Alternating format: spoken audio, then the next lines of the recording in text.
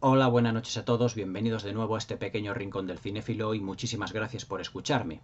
Esta noche vamos a tener un especial Críticas Cinéfilas para una película que para mí es realmente también muy especial. Como todos vosotros sabéis, a mí me gustan muchísimo las películas de aventuras, las películas de acción y también evidentemente los crossovers, las películas de comedia. En general me gustan todos los dramas, pero mi género favorito, evidentemente, como muchos de vosotros ya sabéis, son los films de aventuras. Acordaos de las tres clásicos de aventuras que os comenté hace poco del cine clásico, que fueron Viaje al centro de la Tierra, Cuando ruge la marabunta, La senda de los elefantes. Pero ahora nos vamos a situar en una película de aventuras muy distinta. Una película de aventuras cuyos personajes no están realmente en lejanas selvas, ni muchísimo menos, ni tampoco en el centro, en las profundidades de la Tierra, sino que están en la superficie, pero en un lugar que todos conocemos de las películas de terror, y es la Transilvania de 1887. La película que os voy a comentar esta noche es un auténtico crossover filmado en el año 2004 y que es un auténtico homenaje a todos los films de la época de oro del terror de los años 30 y de los años 40 que la productora Universal Pictures prácticamente puso de moda, como fueron Drácula, El monstruo de Frankenstein, su creador, Víctor Frankenstein, El hombre lobo, las propias novias de Drácula, el Dr. Jekyll y Mr. Hyde y sobre todo, evidentemente, ese cazavampiros llamado Van Helsing. En el año 2004, el director Stephen Sommers, después de los éxitos que había tenido con las películas de La momia en 1999 y El regreso de la momia en el año 2001, se embarcó pues lo que se podría decir en su película más ambiciosa de toda su filmografía, una auténtica superproducción de 150 millones de dólares que le llevó a filmarla prácticamente íntegramente, se puede decir, en exteriores, en la República Checa y a 18 grados bajo cero, las temperaturas mínimas que alcanzó en invierno prácticamente en este país, en la ciudad de Praga, cuando tuvo que construir unos inmensos decorados para la filmación de esta película, que yo considero y que la voy a definir con una sola palabra: entretenimiento. Porque esta película no os estoy hablando realmente de una obra maestra, no os estoy hablando de una película extraordinaria ni portentosa, pero sí que tiene elementos que se puede decir que son de matrícula de honor. Pero si hay una palabra que la define, es evasión, es entretenimiento, es auténtica y pura diversión. La película que os voy a hablar ampliamente, porque hay muchísimas cosas que decir de este film, totalmente infravalorado por la crítica en su día, pero que es totalmente también muy reivindicable, es el film Van Helsing del año 2004 del director Stephen Sommers, que ya os digo, había saltado a la palestra con los éxitos de La momia y El regreso de la momia en el 99 y en el año 2001 respectivamente. Esta película es un auténtico crossover. Este es el gran crossover y el gran Monster Universe que realmente la Universal ha estado buscando durante tantos años, con aquella película que hizo Tom Cruise de La momia, pero que realmente era una película como de Jack Reacher o una película de Misión Imposible con una momia dentro, pero que ese Monster Universe ya realmente lo tenía realizado en esta película muchos años antes. Data del año 2004 y ya han pasado evidentemente la friolera de 17 años. Yo la vi cuando tenía 26 años en un cine y la experiencia que tuve fue realmente fantástica, porque nos encontramos con una película que es auténticamente pura diversión. Es decir, si se puede definir, a Van Helsing es diversión, entretenimiento y evasión, que es realmente el objetivo que tenía Stephen Sommers, es decir, realizar una película para el público y no para la crítica. Una película para que el público se lo pasara en grande, se lo pasara en grande con todos los monstruos que nos han aterrorizado o que nos han deleitado durante prácticamente toda nuestra vida. Los monstruos clásicos como Drácula, el monstruo de Frankenstein, Víctor Frankenstein, su ayudante Igor, las novias de Drácula, las transformaciones licantrópicas de los hombres lobo, el Dr. Jekyll y Mr. Hyde, y sobre todo, pues ese cazador de vampiros que aquí responde al nombre de no de Abraham Van Helsing, sino de Gabriel Van Helsing. La película que yo tengo aquí entre manos es un slipcover, además en edición de coleccionista, que salió pues prácticamente a los meses del estreno de la misma y que yo conservo, como podréis ver, en óptimas condiciones. Además de que este slipcover trae dentro todo lo que es un precioso desplegable con fotos de lo que son la película y además 2 discos. Fijaos que es realmente espectacular.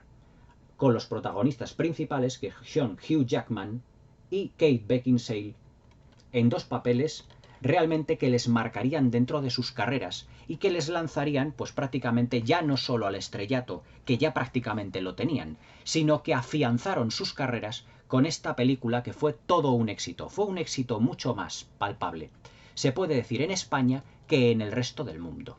Costó la friolera, ya os digo, de 150 millones de dólares. Pero que todo ello, si se hubiese filmado en Estados Unidos, hubiese costado pues prácticamente, no digamos el doble, pero sí que hubiera costado la friolera de unos 200 millones de dólares. Pero muchos de los exteriores y muchos de los decorados estaban filmados, ya os digo, en la República Checa y además a temperaturas realmente bajas.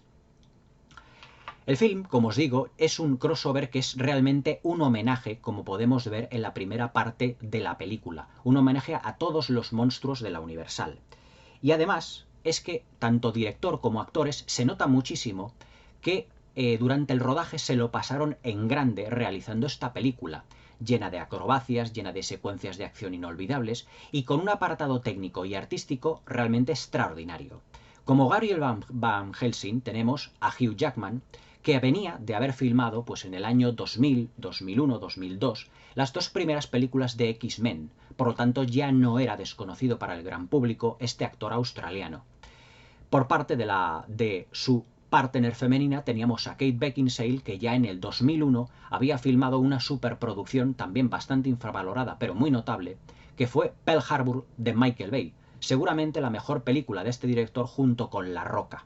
Y en el año 2003 había empezado una saga de películas en la que ella era la auténtica protagonista, que todos conocéis seguramente, que era la saga Underworld, y que ya va por su quinta entrega, que si mal no recuerdo era Tronos de Sangre o Pactos de Sangre o algo así parecido. No me acuerdo del título, aunque la verdad es que las 5 las tengo, las películas, y ya las iré también comentando, porque dentro del género de la licantropía y de los vampiros, pues son películas sumamente interesantes y que además recuperan un goticismo, que no es el horror gótico clásico de las películas de la Universal y de la Hammer, pero es un goticismo llevado, digamos, a una época mucho más contemporánea y posmoderna, más vanguardista todavía, si cabe. Y luego tenemos al Conde Drácula, interpretado, evidentemente, por uno de los grandes actores australianos en aquel momento, en el año 2004, que eran nada más y nada menos que Geoffrey Rush y Richard Roxburgh. Uno de ellos, que es el Conde Drácula, es Richard Roxburgh, que también venía de haber filmado en el año 2001 Moulin Rouge junto a Baz Luhrmann como director, y tenía compañeros de rodaje a Ewan McGregor y a Nicole Kidman. Es decir, que el trío protagonista de esta película se puede decir, sin temor a equivocarse, que ya estaba acostumbrado a las grandes producciones. Por parte del monstruo de Frankenstein tenemos a un actor llamado Shuler Hensley, que había triunfado en las tablas de Broadway y además recibido varios premios Tony, que además tuvo que ponerse unas alzas de más de 30 centímetros de altura para poder llegar e incluso superar los 2 metros de altura. Y finalmente tenemos a las novias de Drácula, que tienen una imagen completamente distinta a lo que es el homenaje a las novias de Drácula originales de la película de Todd Browning de 1939, interpretada por Bela Lugosi, donde las novias pues parecían como mujeres vestidas de blanco, pero completamente huidizas, que parecían espectros. Sin embargo, aquí las novias de Drácula son muchísimo más sofisticadas. Una de ellas es nuestra actriz española, Elena Anaya. Las otras 2 actrices fueron Silvia Coglioca, italiana, y Josie Maran, estadounidense.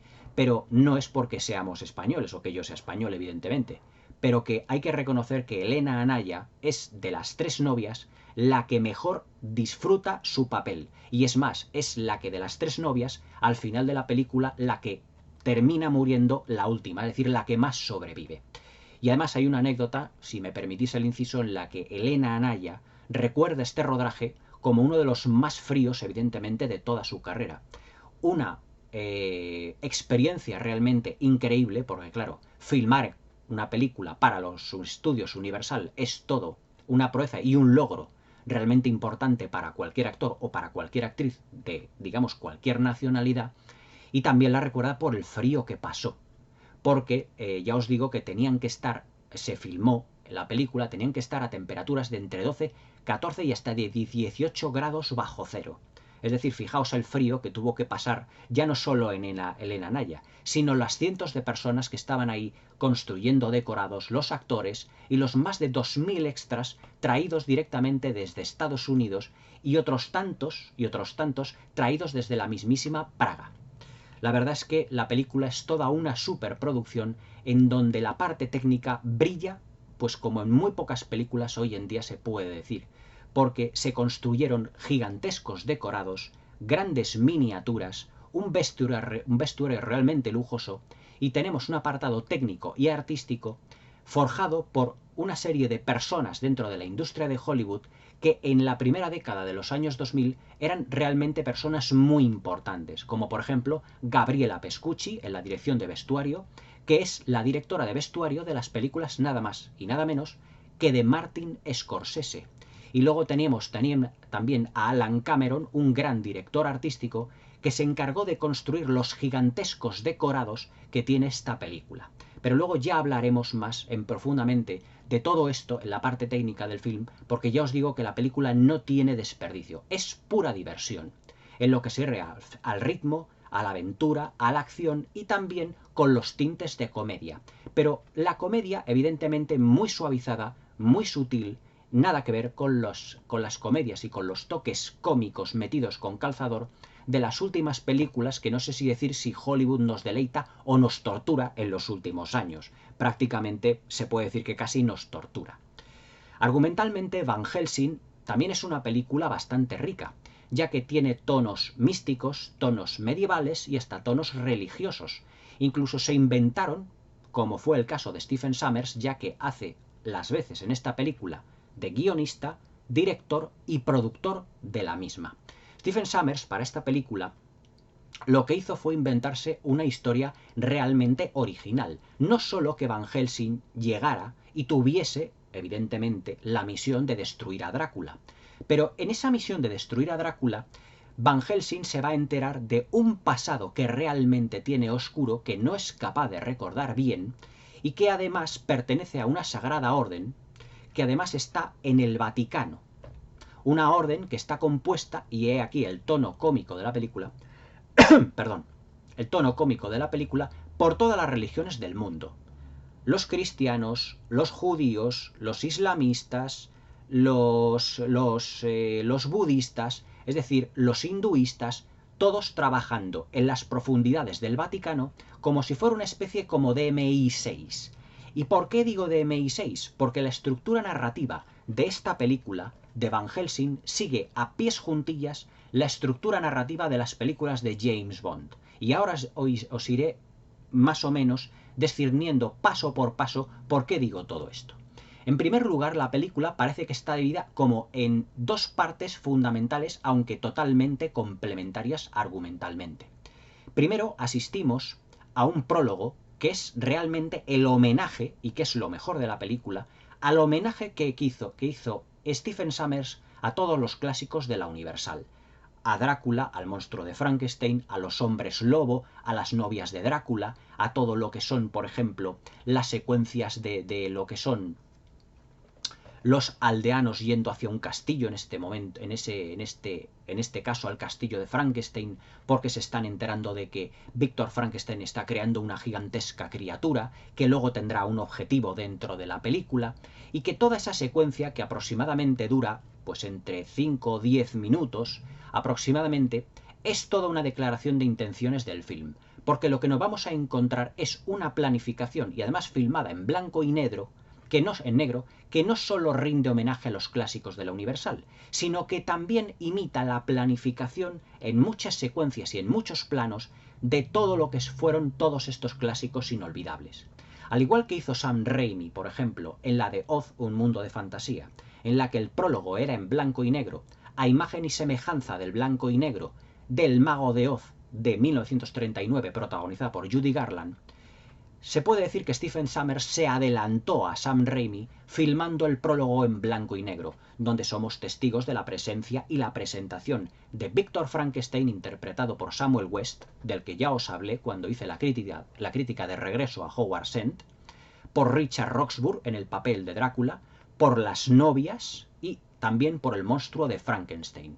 Y es que el primer plano que tenemos en la película es el típico plano que hemos visto en muchas películas de la Universal y sobre todo en la película del Dr. Frankenstein del año 31, cuando los aldeanos, todos con unas antorchas, se dirigen al castillo del Dr. Frankenstein para dar evidentemente muerte a ese supuesto monstruo que está creando, digamos, un terror a lo largo de toda la comarca transilvana.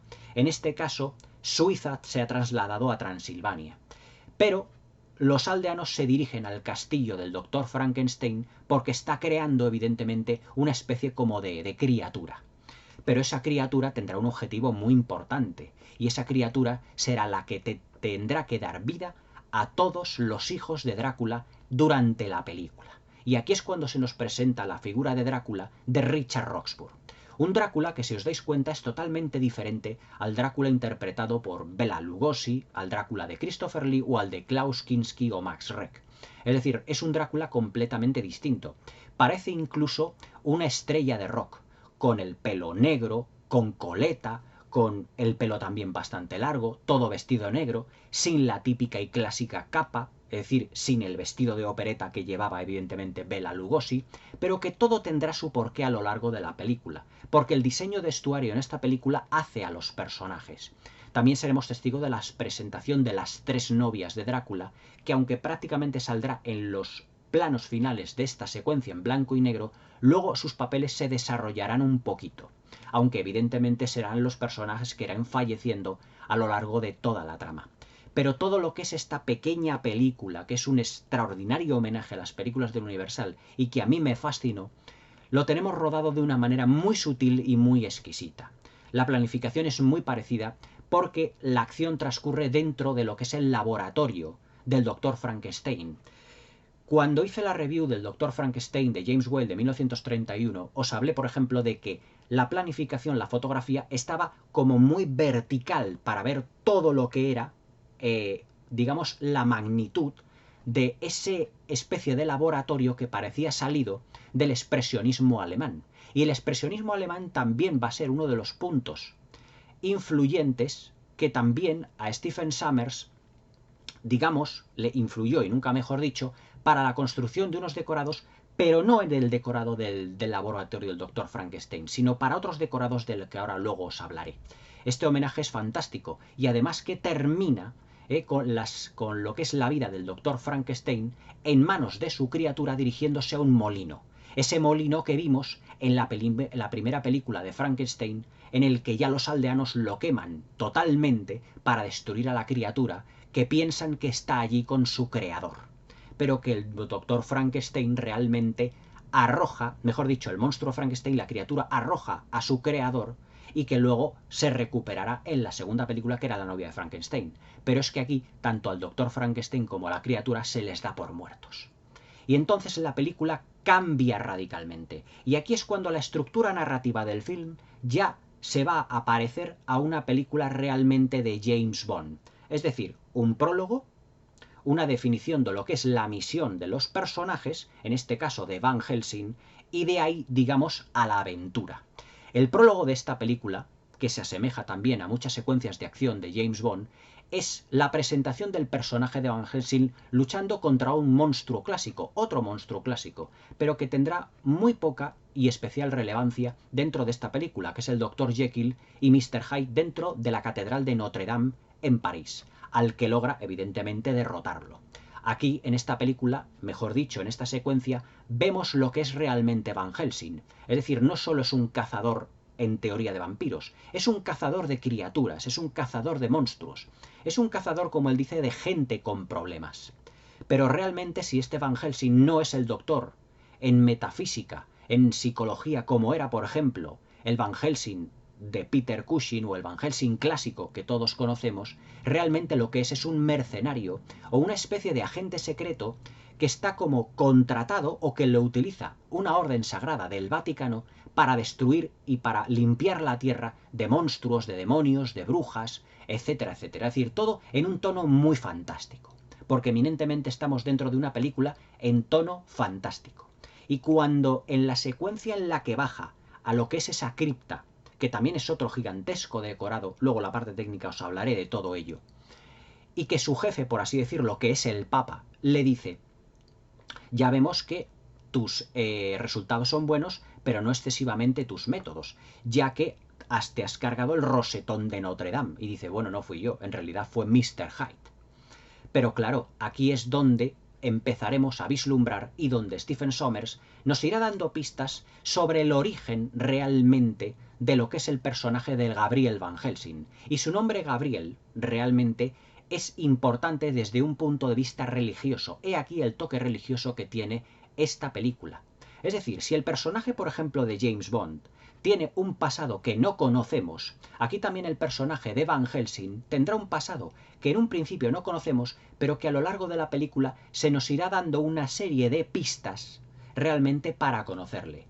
Y al final de la película tendremos una serie de piezas que tendremos que ir encajando y que Stephen Sommers en su guión nos ha ido dando poquito a poco para que nos demos cuenta que realmente Gabriel Van Helsing es la reencarnación del arcángel San Gabriel, es decir, una de las manos derechas de Dios, que evidentemente se ha reencarnado en un personaje que en la actualidad de la película, en el año 1887, se dedica a destruir brujos, monstruos y toda clase pues de criaturas de la noche, por así decirlo, porque si dice su jefe directamente que le encontramos o te encontramos realmente en las escaleras del Vaticano con la memoria completamente perdida. Pero realmente, evidentemente, este personaje, interpretado por Hugh Jackman, espléndidamente, todo hay que decirlo, lo hace con una interpretación muy simpática, es la reencarnación del arcángel San Gabriel, que se reencarna, digamos, en un cuerpo masculino, es decir, en un cuerpo de un hombre mortal, pero que no tiene recuerdos de sus anteriores reencarnaciones y que no tiene recuerdo que él realmente es un ser poderoso, pero que a lo largo de la película nos van dando una serie de pistas. Por ejemplo, cuando se enfrenta a Mr. Hyde de un golpe, pues lo manda a un montón de metros y es con su cuerpo, con su cuerpo Van Helsing va destruyendo, va destrozando pues partes, por ejemplo, de lo alto de la Catedral de Notre Dame, de madera, etcétera, y prácticamente no le ocurre nada. Y es porque realmente Van Helsing no es un mortal común y corriente, sino que es la reencarnación de un arcángel, y por lo tanto tiene una fuerza y un poder especial, y una sabiduría y una inteligencia fuera de toda duda. Dentro de lo que es este espacio del Vaticano encontraremos a un personaje también realmente que aporta el tono o el toque humorístico, que es Carl, interpretado por David Benham, que le vimos en la trilogía del Señor de los Anillos interpretando a Faramir, que hace las veces como de Q, es decir, la persona que le va a dar una serie de gadgets, una serie de elementos a Van Helsing para que pueda realizar sus misiones, ya sean cruces, estacas, incluso una gigantesca ballesta que lanza unas especies como diría yo, como de estrellas o como de lanzas metálicas de plata o metálicas en sí, para destruir realmente pues a todas las criaturas de la noche. Y también es el creador, aquí se supone, de la nitroglicerina, y tiene una serie de inventos que ni siquiera sabe para qué sirven, pero que él dice que es muy inteligente. Y es un monje que aporta, evidentemente, el toque humorístico a la película, pero que hace las veces realmente de Q. Y cuando ya Van Helsing tiene todos estos elementos es cuando M, es decir, su jefe, le dice que realmente tiene que cumplir una misión e irse a Transilvania, a la parte más, digamos, oriental de una zona totalmente casi inexplorada por el hombre, evidentemente por ellos, pero que tiene que matar a un conde llamado Drácula. Pero a este conde le suena algo, Van Helsing, el conde le suena de algo. Y dice: Drácula, pues me suena su nombre. Y entonces le enseña a su jefe un pergamino en el que pone, en latín, evidentemente, y que solo puede ser traducido por Carl, por el ayudante de Van Helsing: en nombre de Dios, abre esta puerta. Con un sello, con un dragón. Un sello que además Van Helsing lleva además en un anillo. He ahí otra pista en el que seguramente Van Helsing, Gabriel Van Helsing, el arcángel, se tuvo que reencarnar en un pasado realmente, seguramente en un caballero de la Orden del Dragón. ¿Y qué os suena lo del caballero de la Orden del Dragón?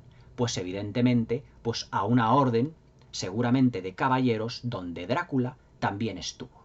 Es más, cuando en la película él se presenta a Drácula, Drácula le llama Gabriel directamente. Le dice, hola, Gabriel. Dice, permíteme que me presente. Soy el conde Vladislav Draculia, nacido en 1422, muerto en 1462.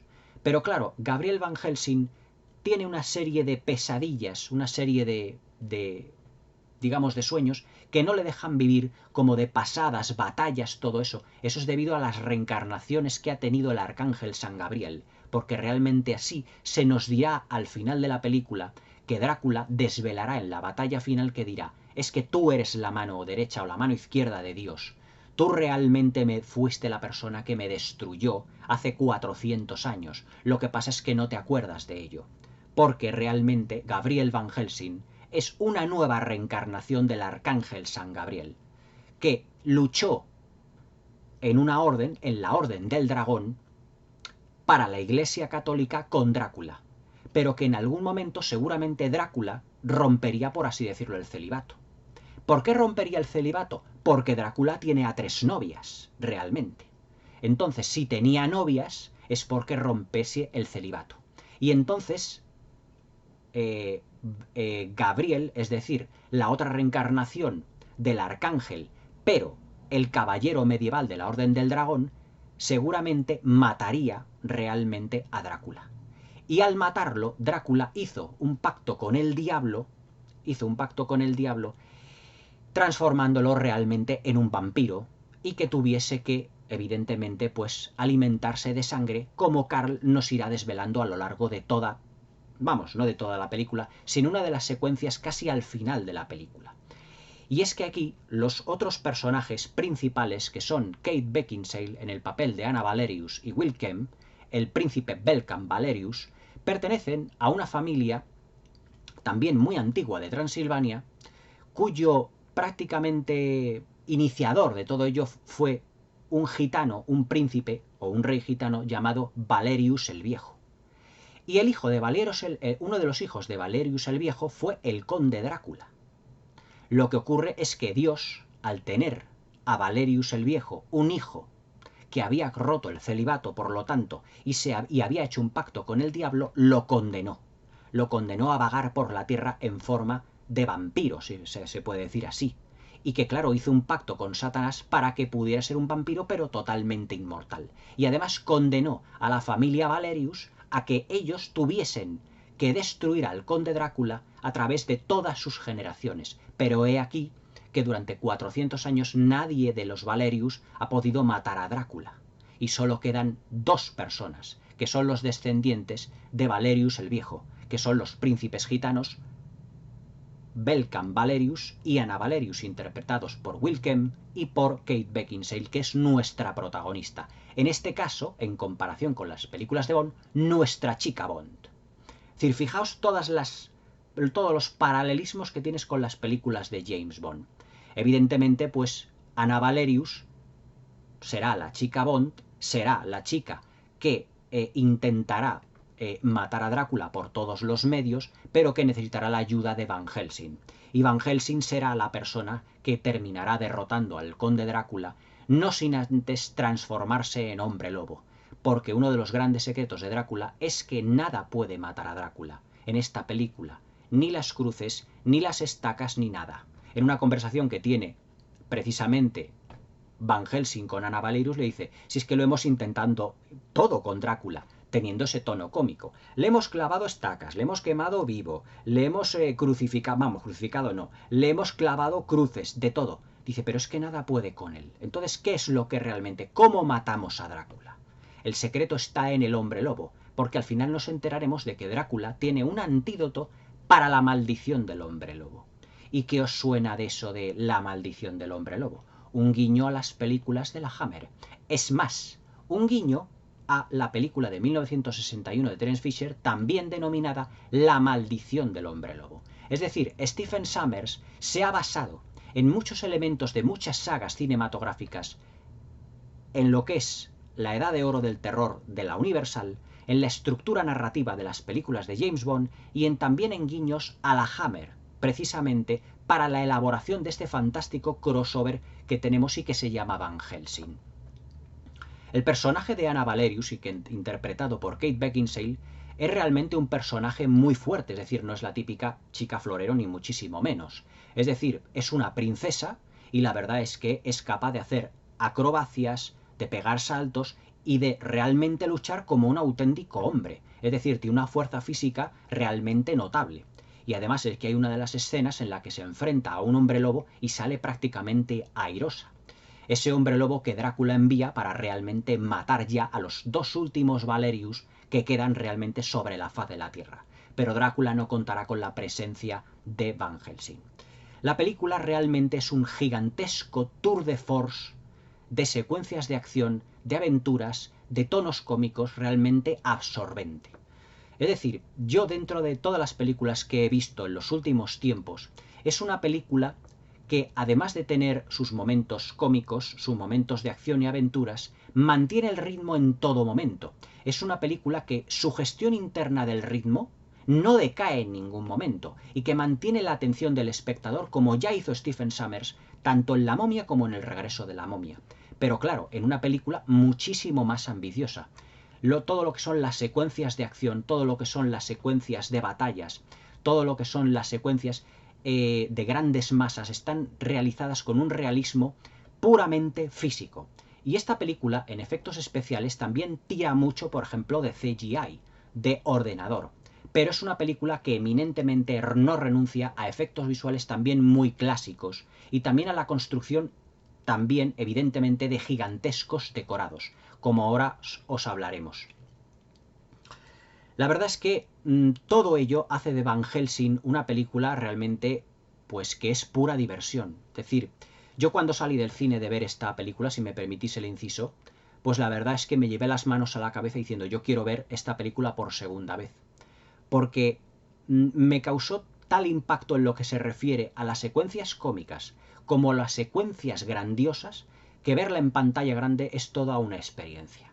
Se utilizaron, igual que en El Señor de los Anillos, grandes también maquetas y se construyeron hasta un pueblecito transilvano, que es el pueblo que está realmente en la ladera de una colina donde está el castillo de Víctor Frankenstein, el castillo Frankenstein. Pero evidentemente nadie sabe dónde está el castillo de Drácula. Y hay ahí uno de los misterios y de un componente argumental detectivesco que también tiene la película y que se agradece, aunque no se desarrolla realmente en toda su plenitud, sino que será el personaje de Carl, respecto a unas deducciones que él hace, el que dará realmente con una puerta secreta para llegar al castillo de Drácula. Es decir, que esta película no renuncia también a los misterios, a una pequeña trama detectivesca y sobre todo a un sentido del humor muy bien llevado. Os diré que además Stephen Sommers contó con un equipo artístico y técnico de primerísima categoría en todo momento. La banda sonora corre a cargo de Alan Silvestri, el vestuario de Gabriela Pescucci, la fotografía de Alan Dabó, la fotografía, no me acuerdo ahora del director de fotografía cómo se llama, pero también era muy famoso. Y sobre todo de un director artístico llamado Alan Cameron, que construyó unos decorados que realmente son un portento de barroquismo y de detalle, y sobre todo todos ellos muy sutiles en todos los elementos que contienen, que son realmente un protagonista más de la función. Por ejemplo, lo que es la construcción del laboratorio, del decorado del laboratorio de Víctor Frankenstein, que está filmado tanto en blanco y negro en el prólogo, como en color a lo largo de la película, es todo realmente pues un portento de la escenografía clásica mezcla entre el barroquismo de las escenas o de los, digamos, de los laboratorios de la Hammer, pero también con las típicas telarañas, con la grandiosidad y también con las formas incluso de los decorados de la Universal. Porque también aquí Stephen Sommers no renunció también a inspirarse parcialmente para la construcción de decorados en el expresionismo alemán, sobre todo en Caligari, en esas formas incluso retorcidas que tienen y recargadas muchas veces lo que son los laboratorios, lo que son los pueblos, Por ejemplo, lo que es la entrada en Transilvania de Van Helsing, en ese pueblecito que está, digamos, en un vallecito, que cuántas veces en cuántas películas hemos visto realmente el típico pueblo transilvano, con lo que es el castillo al fondo, ya sea el castillo de Frankenstein, el castillo de Drácula, lo hemos visto en 1001 películas, evidentemente tanto de la Universal como en la Hammer, pero que eso está hecho intencionadamente así como gran homenaje que es. Por eso os he puesto en lo que es la miniatura Universal Monsters, porque realmente esta película es un gigantesco homenaje a todas aquellas películas de la Universal. Es decir, no solo tenemos el pueblecito en lo que es la ladera de lo que es el valle transilvano, con el fondo, el castillo Frankenstein al fondo, que además es un castillo muy detallado, también realizado a base de decorados y también con unas excelentes maquetas, sino que el pueblo se puede considerar como una auténtica obra de arte de la dirección artística. En este pueblecito, que se construyó cerca de Praga, en la República Checa, se emplearon nada más y nada menos que en la construcción más de 500 personas trabajando durante 12 meses para la construcción de 20 edificios y de una iglesia. Un pueblecito, además, que estaba construido con reminiscencias del expresionismo alemán, pero ya no con reminiscencias de Caligari, sino de una película de terror inspirada en leyendas escandinavas llamada El Golem. Estas casas, además, son muy retorcidas, que terminan como en picos, pero parece que están como echadas hacia adelante. Si tenéis oportunidad de ver la película El Golem, una película del expresionismo alemán muy conocida, pero que hoy prácticamente casi ya ha estado olvidada, yo la tengo y la he visto varias veces. Es una película en la que se basa mucho James Whale para realizar su Frankenstein. Todo lo que es la realización de un pueblecito, evidentemente centroeuropeo, todo lo que son las casas, los edificios, acaban en punta, en tejados a dos aguas, y están ligeramente inclinados hacia adelante. También yo veo en todo eso ya no solo una expresión o un homenaje a Caligari, mejor dicho al Golem, de Paul Wegener, el director que se encargó de la realización de esta película, sino también ciertas reminiscencias de Tim Burton.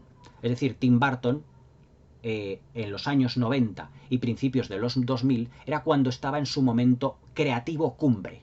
Y realmente todo lo que son el colorido, la puesta en escena y la construcción de todos estos edificios son una mezcla entre un goticismo muy estudiado, inspirado en el expresionismo alemán, y un estilo muy bartoniano. Es decir, es una mezcla de todo ello, de un conglomerado, pero es que es realmente físico, absorbente y también impactante visualmente. La secuencia en la que tanto Van Helsing como Karl llegan en sus respectivos caballos a lo que es el centro de ese pueblo, que luego es un pueblo mucho más grande, donde las casas luego han sido multiplicadas por ordenador para dar un pueblo más grande, pues evidentemente tiene una fisicidad realmente impresionante. Y es donde se va a realizar la primera gran secuencia de acción, por así decirlo, de la película, en donde 3 de las novias de Drácula, donde tendrán su presentación las novias de Drácula, intentarán capturar a la princesa Anna Valerius.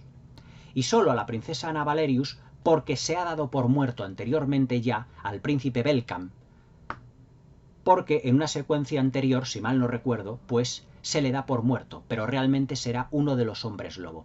Esa secuencia de acción en la que las 3 mujeres vampiro están atacando el pueblecito es un prodigio, un auténtico prodigio extraordinario de planificación, porque se utilizaron además cámaras colgadas en cables de casi 100 metros de longitud, pero es que las cámaras, teniendo un punto de vista subjetivo, desde el punto de vista de las novias cuando van volando, y en el que vemos todas las casas prácticamente a vista de pájaro, en unas secuencias extraordinarias, se filmaron con cámaras a una velocidad de más de 80 kilómetros por hora. Es decir, fijaos la precisión que tuvo que tener Stephen Sommers para poder filmar todas estas secuencias y luego poder añadirlas, evidentemente dentro de secuencias realizadas con efectos visuales. Todo lo que es la batalla contra las 3 novias y que acaba con la destrucción de una de ellas es una secuencia de acción absolutamente fantástica, donde vemos directamente ya a las 3 novias interpretadas por Elena Anaya, por Josie Maran y por Silvia Coglioca. Además, la actriz italiana Silvia Coglioca, durante el rodaje de Van Helsing, se enamoró de Richard Roxburgh, y además al final del rodaje se comprometieron. Todo queda ahí, fijaos. Es decir, Richard Roxburgh y Silvia Coloca se encontraron, digamos, encontraron el amor en esta película. Pero hay que reconocer que las tres protagonistas, las tres chicas que hacen de las novias de Drácula, son auténticamente tres bellezas, que están vestidas de una manera muy exótica. Y cuando ahora intentemos, o sea, cuando ahora hablaremos, ahora hablemos de lo que es el diseño de vestuario, os diré que el vestuario no tiene nada que ver ni con las clásicas novias de Drácula de la Hammer, ni con las novias de Drácula de Bela Lugosi de la versión de Todd Browning de 1930. Son unas novias que van vestidas de una manera muy exótica, con unos tonos en su vestimenta de corte, incluso yo me atrevería a decir como incluso oriental, de una manera muy exótica. Ahora comentaremos más o menos un poquito de lo que es el vestuario.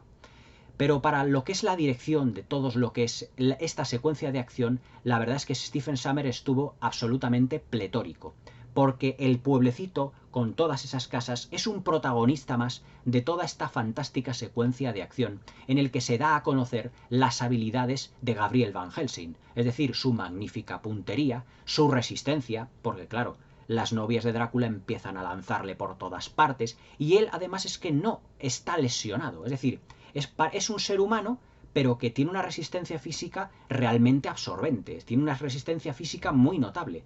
Por lo tanto, algo nos da a deducir de que este personaje no es realmente 100% humano. Es decir, al ser la reencarnación del arcángel San Gabriel, tiene una serie de poderes que ni él mismo conoce, pero que tiene una resistencia física y una fuerza que luego veremos prácticamente al final de la película, que cuando ya el veneno del hombre lobo va por sus venas, tiene una fuerza física y unos saltos que en forma humana nadie es capaz de dar si no se ha transformado previamente en un licántropo. Es decir, en un hombre lobo propiamente dicho. Otro de los puntos fuertes que os he mencionado anteriormente también es la construcción de las maquetas. Para esta película se construyó, para lo que es por así decirlo, lo que es el castillo de Drácula, una maqueta también gigantesca parecida a la de Minas Tirith. Es decir, si teníamos una maqueta en Minas Tirith en El Retorno del Rey de varios metros de altura, el castillo de Drácula está aquí construido por tres grandes torres. Una, que es la torre en donde se llevan todo el aparataje de Víctor Frankenstein para lo que es por así decirlo, ¿cómo os lo diría yo? Revivir a todas las criaturas de Drácula, a todos los hijos de Drácula, que ahora os lo comentaré más o menos un poquito. Y luego, evidentemente, otra torre donde está guardado el gran secreto del conde Drácula, que es ese suero que es capaz de anular la susodicha maldición del hombre lobo. La película también en su argumento ya os digo que tiene un tono ya incluso detectivesco, porque Anna Valerius le dice a Van Helsing que no han sido capaces, ni ellos ni su padre, de encontrar evidentemente lo que es el castillo de Drácula. Pero si nos retrotraemos al pasado, a la explicación que os he dado anteriormente, que es la que Karl luego realiza casi al final de la película, Valerius el Viejo estudió durante mucho tiempo, los descendientes de Valerius el Viejo buscaron en su castillo, en su palacio de Transilvania, digamos pues en un gigantesco mapa, dónde estaría el castillo de Drácula emplazado en los Cárpatos, en Transilvania. Pero claro, el padre de Anna Valerius y de Belcamp, al morir, fue al Vaticano y le dio el pergamino que llevaba Van Helsing, que llevaba además el escudo con la insignia del anillo, y que dice, en nombre de Dios, abre esta puerta. Y vemos que en un gran arco, donde está emplazado el mapa, hay un trocito que falta. Y entonces, cuando casi al final de la película, Van Helsing intenta averiguar cómo entrar al castillo de Drácula, y le dicen a Valerius, es que lo hemos intentado todo, mi padre pasaba horas y se tiró prácticamente años buscando y estudiando este mapa, buscando la puerta que llevase realmente al castillo de Drácula. Y dice Van Helsing, es que, debido a su inteligencia, es que tu padre no buscaba el castillo de Drácula, buscaba la puerta, es más, este mapa es la puerta. Y saca el pergamino que Karl lo emplaza en lo que es en el esquinazo inferior y dice, en nombre de Dios, abre esta puerta. Y ese mapa gigantesco es un portal interdimensional entre Transilvania y una dimensión completamente congelada y helada donde está, por así decirlo, el gigantesco castillo de Drácula. Es decir, que cuando Dios expulsó, por así decirlo, mejor dicho, maldijo a los Valerius y Drácula hizo el pacto con el diablo, Dios evidentemente expulsó a, por así decirlo, al conde Drácula, le condenó a vagar y junto con el pacto que hace con el diablo, le transformó o le pasó a una dimensión completamente desconocida que no era la dimensión de los hombres, por así decirlo, pero que estaba su emplazamiento en un castillo, además en un portal dimensional que le separaba de lo que es la casa de su padre, de Valerius el Viejo, es decir, que tenía a Drácula prácticamente al lado.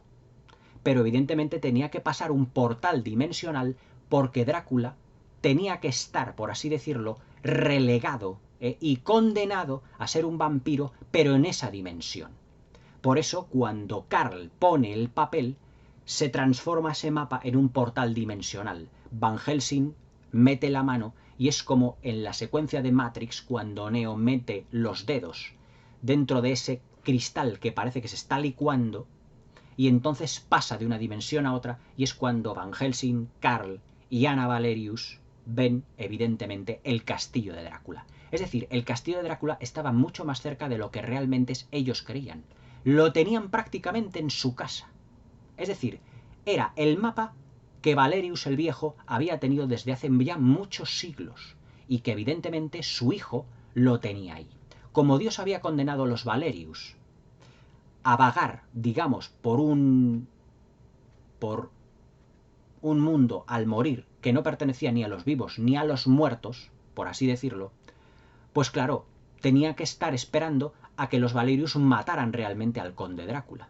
Pero como habían llegado a la última estirpe y solo quedaban 2 Valerius, evidentemente el arcángel San Gabriel se volvió a reencarnar, en este caso en Gabriel Van Helsing, con la suficiente sabiduría para poder entrar en el castillo de Drácula. Y aquí es cuando debe de evitar que los hijos realmente de Drácula sean puestos, digamos, en vida debido a la criatura de Frankenstein.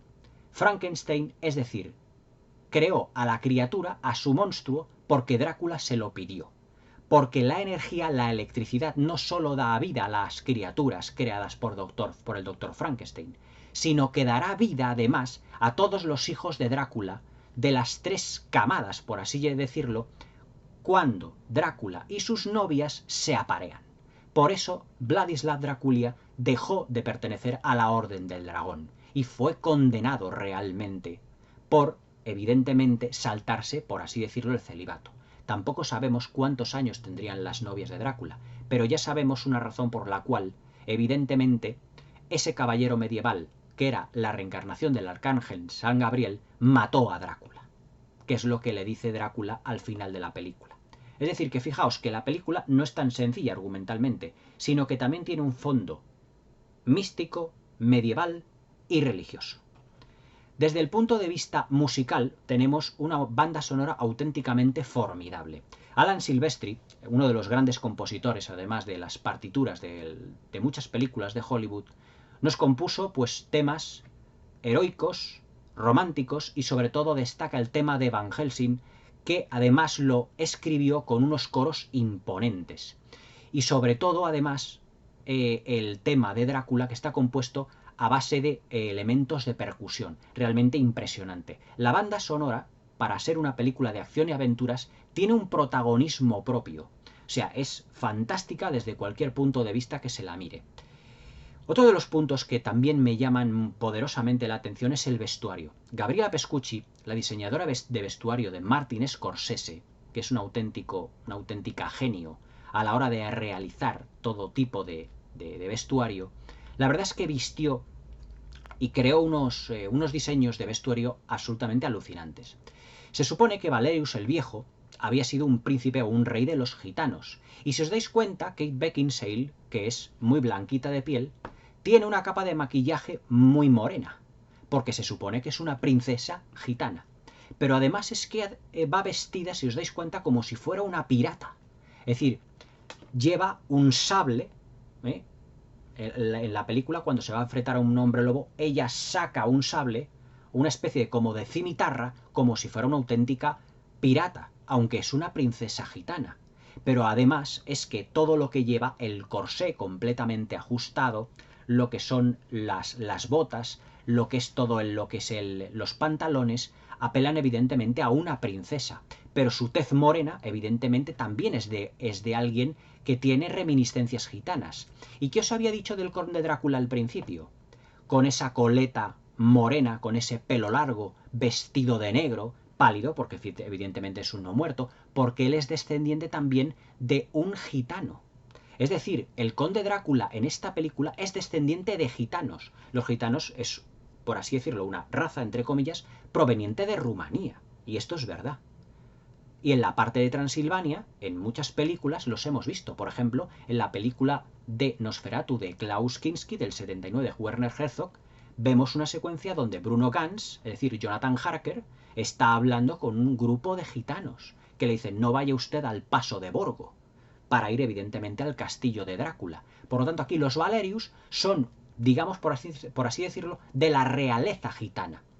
Además, todos lo que son los vestidos que saca Anna Valerius durante la película, es decir, su típico vestido, es decir, este que tenemos aquí en la portada, es un portento de diseño, porque tiene mangas anchas, tiene un corsé muy ceñido, tiene, pues ahora que lo veo, inscripciones, mejor dicho, inscripciones como volutas doradas, es decir, porque es, digamos, de una realeza. Otra de las secuencias una de las secuencias que a mí más me fascina en esta película es un baile de máscaras que se realiza además en una de las residencias de verano, como dice Drácula, en la ciudad de Budapest, en Hungría. Ya que cuando Van Helsing descubre que el monstruo de Frankenstein que necesita Drácula para dar vida a sus hijos, a sus no muertos, y aquí viene un punto de la película que realmente a mí no me cuadra del todo, porque cuando se aparean realmente los vampiros, es decir, Drácula con sus novias, lo que salen son una especie como de capullos gigantes, de color verde muy viscoso, donde hay pequeños vampiros en su interior, criaturas vampíricas. Pero que realmente, evidentemente, decimos, bueno, ¿cómo puede realmente una vampiresa dar a luz esto? A lo mejor sale el no muerto en un capullo pequeñito y luego va creciendo con el tiempo, hasta que evidentemente es como un embrión que va creciendo en su interior. Pero esas criaturas están muertas. Por lo tanto, Drácula necesita al monstruo de Frankenstein para que soporte las descargas eléctricas para dar vida a las 3 camadas de las 3 novias que tiene Drácula. Una que ya ha fallecido utilizando Drácula al padre del príncipe Belcam y de Anna Valerius. Otra utilizando a Belcam cuando ya se ha transformado en hombre lobo, porque Drácula piensa que la maldición del hombre lobo pudiese dar vida a sus personajes, mejor dicho, a sus hijos. Y una tercera y última camada que cobra vida porque los vampiros que están en toda esa sala donde Drácula organiza un fantástico baile de máscaras, un gran baile de máscaras, realizado en un decorado realmente extraordinario, he aquí otro de los gigantescos decorados de la película, lo utiliza Drácula al monstruo de Frankenstein para dar vida a todo ello a través de las descargas eléctricas en una secuencia absolutamente espectacular. Pero es que además el castillo de Drácula, donde además tiene en cuenta, o donde mejor dicho, el monstruo de Frankenstein está al final y donde aprovecha a Drácula para dar vida a sus hijos, está compuesto nada más y nada menos en la película que por 9 decorados. 9 gigantescos decorados también realizados en los estudios de Praga. Es decir, la película fue filmada en su mayor parte ya no solo en exteriores de la República Checa, en Praga, en un pueblecito cerca de Praga, sino también en naves industriales de la propia capital de la República Checa, para que los costes fueran menores. Y la verdad es que están realizados con un grado de detalle absolutamente absorbente. Otro detalle fantástico, y que os lo había dicho que iba a comentar, es el vestuario de las novias. El vestuario de las novias es absolutamente portentoso, porque tiene unos toques orientales digamos, un tanto exóticos. Las tres novias van vestidas como en sus mangas y en sus piernas con una serie de gasas muy vaporosas que cuando se alzan en el aire parecen auténticos espectros. Pero es que cuando se transforman en vampiros, ellas están pues prácticamente desnudas como si fueran en un monstruo. Pero claro, el desnudo evidentemente no es absolutamente físico para que se le vea todo, sino que es un desnudo monstruoso. Y a ellas sí que se las puede matar clavándolas una estaca en el corazón. Es decir, que ellas son vulnerables, por así decirlo. La verdad es que la película es, para mí, pues uno de los grandes crossovers realizados en los últimos tiempos. En escenas de acción, Van Helsing tampoco se queda corta. Hay una secuencia, o mejor dicho, que es absolutamente fantástica, que yo os la he enseñado aquí, o es una parte de la secuencia, esta, en la que Van Helsing decide llevar a la criatura a Roma para que la proteja el Vaticano y que evidentemente no pueda Drácula capturarle. Pues Anna Valerius, evidentemente, en otro toque bastante cómico, dice: los caballos transilvanos son los más rápidos que hay, y además es que les pone una especie como de coraza en la cabeza a los caballos y mediante dos carruajes se dirigirán a Roma. Un carruaje que llevará a la criatura de Frankenstein y otro carruaje conducido por Van Helsing. Evidentemente las novias tenderán a perseguir al de Van Helsing porque creerán que será el que lleve a la criatura. Y ese carruaje pegará un salto además en un, por así decirlo, en un puente que está absolutamente derruido, pero en un salto donde los caballos volarán literalmente por el aire, pero que la carroza caerá al vacío. Pero eso está perfectamente estudiado porque saben que ese camino que sigue Van Helsing no tiene salida.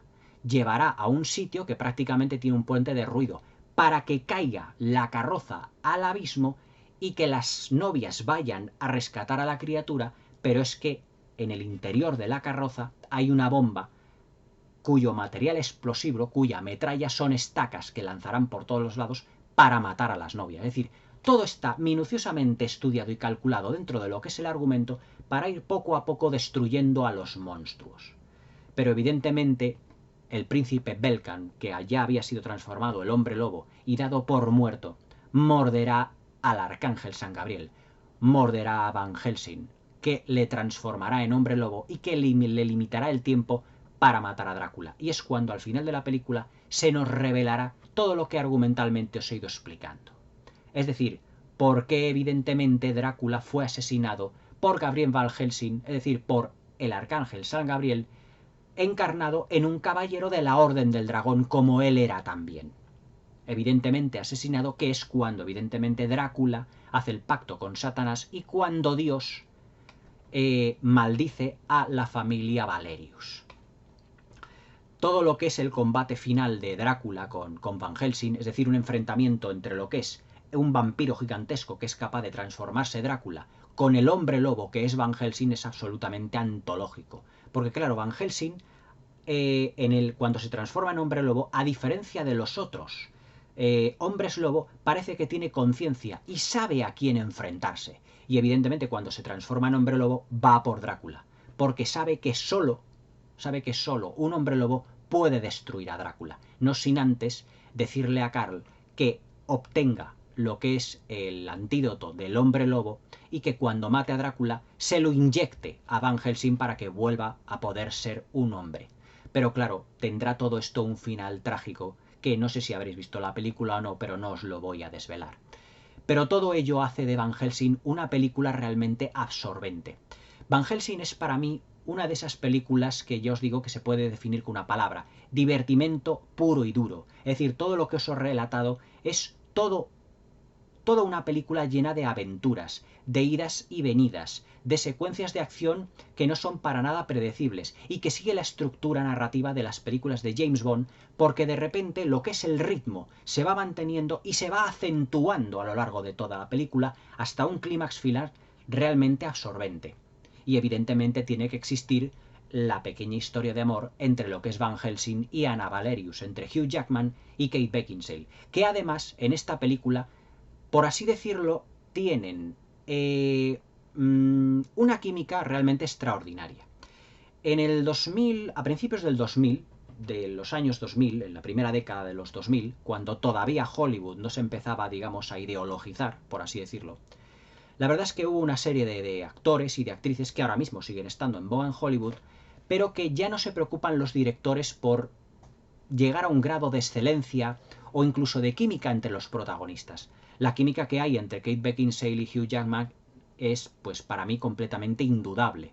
Sobre todo porque Kate Beckinsale es una actriz muy todoterreno que es capaz de hacerse, además, a cualquier tipo de género de películas. La vimos, por ejemplo, como enfermera en Pearl Harbor, la vimos como un vampiro, en este caso cada vampiro es en Van Helsing en todas las películas de Underworld, la hemos visto posteriormente en películas de época como Amor y Amistad, que es una novela basada en un relato de Jane Austen, como Sentido y Sensibilidad, como Emma. Es decir, es una actriz británica y como buena actriz británica sirve para toda clase de papeles. Era la época en la que Hollywood realmente se preocupaba por realizar un casting donde las estrellas también realizaran películas de evasión y de aventuras. Hugh Jackman no solo ha interpretado a Lobezno, sino que también han tenido papeles muy importantes. Por ejemplo, en Los Miserables, en aquella película musical donde además su voz es realmente un portento. También El Gran Showman, otro gran musical que vimos hace relativamente poco tiempo, y evidentemente tenemos a un Drácula que no es un Drácula cualquiera, era uno de los mejores actores o uno de los mejores actores australianos en aquella década, que fue Richard Roxburgh, que ya tenía también una amplia experiencia tanto en el teatro en Australia como en el teatro y en cualquier tabla, en las tablas incluso del Reino Unido. Es decir, venía ya Richard Roxburgh prácticamente con las pilas cargadas y creó un Drácula que tiene además sentido del humor y cierto, digamos, un poco como amaneramiento, pero un amaneramiento enfocado desde un punto de vista completamente cómico, porque él dice muchas veces, sus novias le acusan de no tener corazón y él dice, pues no, no tengo ni corazón, ni siento nada, estoy vacío, estoy, es decir, en un arranque como de ira. Pero le dice a sus novias, por favor, no me temáis, porque claro, lo que queremos es continuar nuestra raza, continuar nuestra especie, y nuestro objetivo es destruir a los Valerius. Y es aquí cuando Van Helsing realmente entra en escena. Otro de los personajes icónicos, fijaos si se puede hablar cosas de esta película, es Igor, el personaje el jorobado, que en la película de Todd Browning, mejor dicho, de James Whale, perdón, se llamaba Fritz, interpretado por el actor Dwight Frye, pero que en esta película, pues directamente es Igor, como en la del jovencito Frankenstein, el personaje de Malty Feldman, que no era Igor, que era Igor. Pero bueno, aquí Igor, interpretado por Kevin J. O'Connor, que fue además uno de los secundarios de las películas también de La Momia junto a Brendan Fraser. Es decir, fue un actor que ya había aparecido y que ya tenía experiencia en las películas junto a Stephen Sommers. Por lo tanto, pues el papel le vino al pelo. Y además es que pues hay una secuencia muy graciosa, también bajo el punto de vista cómico, en el que en el castillo de Drácula, al final de la película, cuando Carl va corriendo con por así decirlo, con el antídoto de la maldición del hombre lobo para dárselo a Anna Valerius y que Anna se lo puede inyectar a Gabriel Van Helsing, cuando esté luchando o cuando vaya a luchar o cuando después de que haya luchado contra Drácula, Igor le va con una especie de aparato como de palo gigante con un extremo como si fuera un taser, dando electrocutes al pobre Cal, que hace de Q en esta película, ya os digo, pues y no le deja en paz. Y además es que es una secuencia en la que está lloviendo constantemente. Pues es muy gracioso cuando está constantemente dándole electrocutes y el pobre Carol no se lo quita de en medio.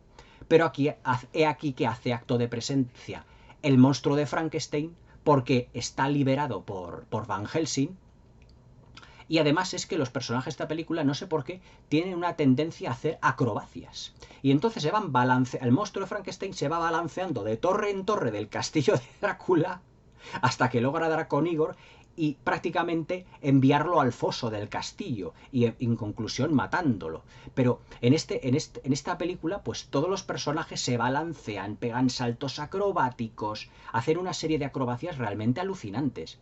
Es decir, las acrobacias de Mr. Hyde al principio de la película, cuando rompe el rosentón de Notre Dame, en la secuencia del baile de máscaras en la que Van Helsing se va balanceando cual trapecista agarrando a Anna Valerius y dejándola a salvo. Luego el monstruo de Frankenstein, cuando va cogiendo una cuerda desde la torre en donde está ya y donde se ha liberado, hasta la otra torre, donde está la superviviente de las novias de Drácula, y que rompe, y que Karl acaba de romper lo que es la urna donde está lo que es el suero que anula la maldición del hombre lobo. Es decir, que en esta película todos los actores corren, todos los actores medio vuelan, todos hacen acrobacias, lo que la convierte en una película absolutamente inolvidable, cómica, evasiva, divertida.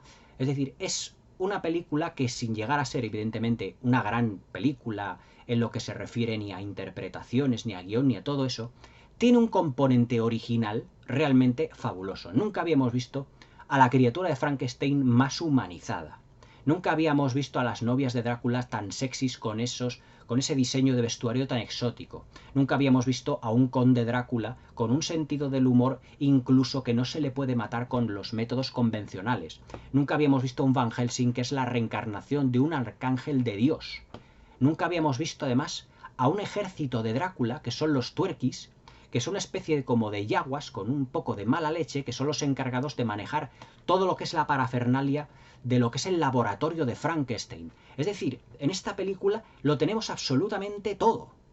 Tenemos dos hombres lobo, que son el príncipe Belkan, tenemos el hombre lobo Van Helsing, y tenemos también a un lobo, anteriormente a un hombre lobo, que había soltado Drácula para matar a los Valerius al principio de la película. Es decir, ¿qué más queremos de una película de evasión y de divertimento? O sea, fijaos las cosas que os estoy contando de todo lo que tiene Van Helsing. Pues aún así, la crítica, pues no es que la tirase por los suelos. Fue bastante dividida lo que fue la opinión de la crítica, pero no fue unánime respecto a que fuese un buen film de aventuras y de acción con toques cómicos y bastante original. Porque, estando dividida en un gran homenaje a los monstruos de la Universal y toda una película que sigue una estructura narrativa muy parecida a las películas de James Bond, realmente nos encontramos ante un gigantesco homenaje a todos los monstruos, y además todos tratados desde una base respetuosa respecto a la Universal. Es decir, Drácula realmente, aunque tenga una personalidad diferente al de Bela Lugosi, está enfocado y planificado de tal manera que la fotografía también hace alusión a los primeros planos, por ejemplo, que tenía Bela Lugosi, lo que era la iluminación de todo lo que es su rostro. Hay unos momentos en las secuencias en blanco y negro en donde caen rayos para crear y dar vida al monstruo de Frankenstein, en el que se ilumina el rostro de Drácula, un guiño a las películas de la Universal, evidentemente el grito de Víctor Frankenstein diciendo está vivo, it's alive, otro guiño a las películas de la Universal, ese pueblecito construido en la República Checa de 20 edificios o una iglesia con reminiscencias del expresionismo alemán, el veneno, o mejor dicho, el suero que anula la maldición del hombre lobo, que es un guiño a las películas de la Hammer, pero todo ello con un alarde de vestuario, con un alarde de maquillaje. El maquillaje de Hewlett Hensley haciendo de la criatura de Frankenstein es un absoluto portento, porque además se le transformó en una cabeza, si mal no recuerdo también con el cráneo por la parte de detrás, como si se le viera el cerebro, y todo ello con conexiones neuronales y con descargas eléctricas en el interior, además con unos,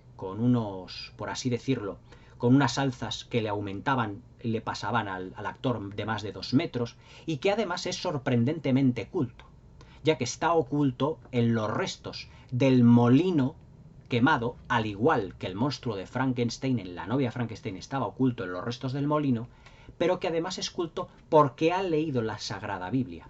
Si os acordáis, en La novia de Frankenstein, el monstruo de Frankenstein, cuando está en la cabaña con el ciego le acuesta en una cama donde tiene un crucifijo. Es decir, un tinte religioso respecto, por así decirlo, de lo que es la criatura de Frankenstein.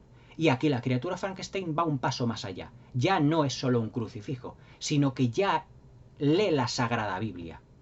Y le dice una de las veces cuando descubre que un hombre lobo ha mordido a Van Helsing: te convertirás en aquello que has estado persiguiendo durante tanto tiempo. Es decir, que la película Van Helsing no solo tiene también algunos buenos diálogos, porque hay otros que son más convencionales. También tiene un sentido del humor realmente, por así decirlo, como muy gran guiñolesco.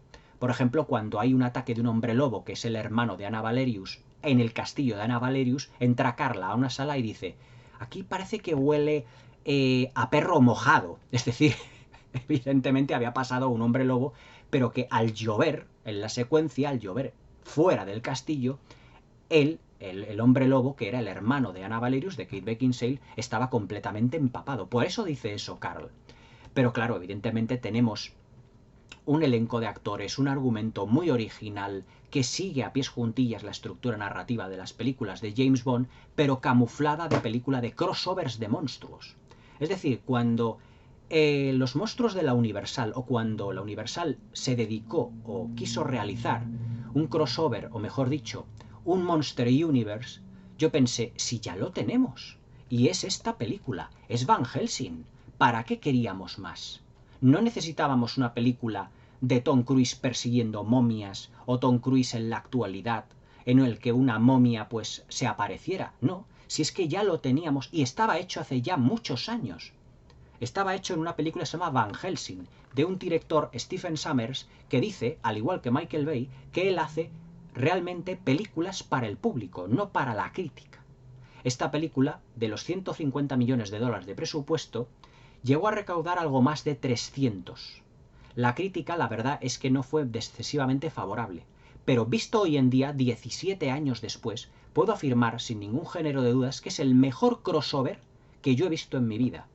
No solo homenajea a los crossovers y a las películas de la Universal, sino que es lo suficientemente atrayente, físico en sus secuencias de acción, emocionante, ritmo, vertiginoso, ágil y dinámico que muchas de las películas de adaptaciones de cómics con las que Hollywood nos ha torturado en los últimos años.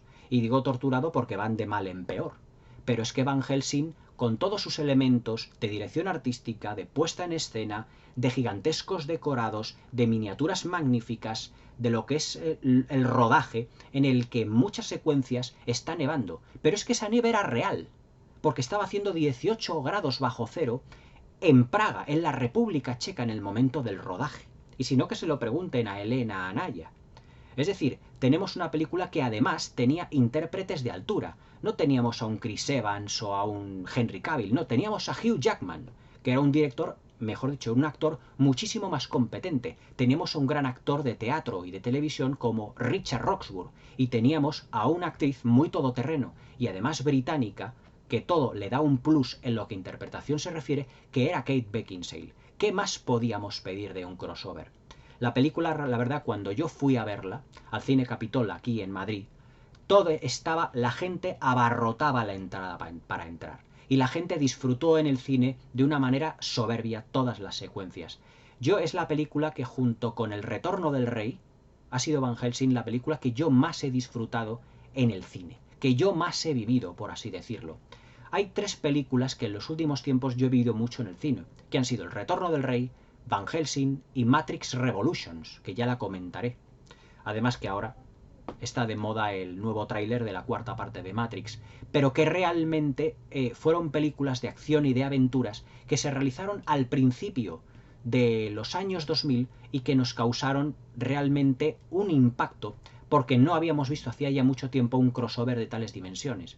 Cuando la primera película de Los Vengadores apareció y que la crítica ensalzó, y que además que tiene unos bajones de ritmo realmente importantes, no se acordaron de una película que se llamaba Van Helsing que no tenía ningún bajón de ritmo. Todo el ritmo y el montaje estaba estrictamente planificado para que el espectador no tuviese momento de respiro alguno durante toda la proyección de la película. Es decir, técnicamente era un producto muchísimo más pulido que las películas de los Vengadores y de las de Marvel, que están hechas como churros una detrás de la otra. Pero claro, un crossover de todos los grandes monstruos, con unos maquillajes impresionantes, con además una dirección en el vestuario, que era la diseñadora de vestuario de Martin Scorsese, es decir, un auténtico lujo. Es decir, Marvel no puede decir que ha tenido a la diseñadora de vestuario de las películas de Martin Scorsese, ni muchísimo menos. Con una dirección artística y de decorados absolutamente soberbia, con unas maquetas con un grado de detallismo fantástico, y evidentemente como se hacían las superproducciones de antaño, es decir, cogiendo un equipo artístico y técnico gigantesco y llevándoselo realmente a otro país para que todo fuese mucho más físico y mucho más realista. Las calles de Praga lucen extraordinariamente bien, sobre todo lo que es en ese decorado del baile de máscaras, que tiene muchas reminiscencias a lo que es la arquitectura húngara, evidentemente del siglo XIX. ¿Qué más podemos pedir de Van Helsing? Una película para disfrutar, una película para reírse, una película para evadirse del mundo. Para mí Van Helsing es un auténtico crossover como Dios manda, y nunca mejor dicho, realizado de una manera realmente exquisita, con sutileza, respetando las bases de los personajes y de los monstruos, dándole a Van Helsing una nueva dimensión, mezclándolo con tintes religiosos para realizar una película que, ya os digo, se puede definir con una única palabra: diversión, entretenimiento, fascinación. Esta película visualmente es realmente una auténtica locura. Si no habéis visto Van Helsing, yo os la recomiendo fehacientemente. Hay películas evidentemente para todos los gustos, pero esta película, este crossover, comparado con los crossovers que se hacen hoy en día, no tiene absolutamente nada que ver. Hugh Jackman, Richard Roxburgh y Kate Beckinsale se lucieron en sus respectivos papeles con un apartado artístico y técnico de primerísima categoría. Pero claro, era cuando hace 17 años todavía Hollywood conservaba realmente capacidad por superarse a sí mismo. Una capacidad que hoy en día, por desgracia, ha perdido. Una capacidad que realmente hoy en día da por muerta en un Hollywood pues carente de todo tipo de originalidad, que busca constantemente e incesantemente nuevas formas para atraernos, pero que poco a poco nos va alejando con películas mediocres y fallidas que no tienen nada que ver con lo que realmente se hacía hace años. Van Helsing es para mí una película realmente pues maravillosa en lo que a entretenimiento se refiere. No os estoy hablando de ninguna obra maestra, os estoy hablando de una película que es puro entretenimiento, una película realizada a la vieja usanza, con grandes decorados, con un gran vestuario y con unos actores de primerísima categoría. Van Helsing de Stephen Sommers, del año 2004. Si no la habéis visto, no la perdáis, porque merece muchísimo la pena. Es diversión hecha celuloide. Espero que os haya gustado la crítica en este especial de críticas cinéfilas como homenaje a los monstruos de la Universal, porque Van Helsing es un homenaje a todos ellos. Es más, cuando salió esta edición en DVD, salieron en DVD todas las películas de monstruos de la Universal que no habían salido en DVD hasta la fecha.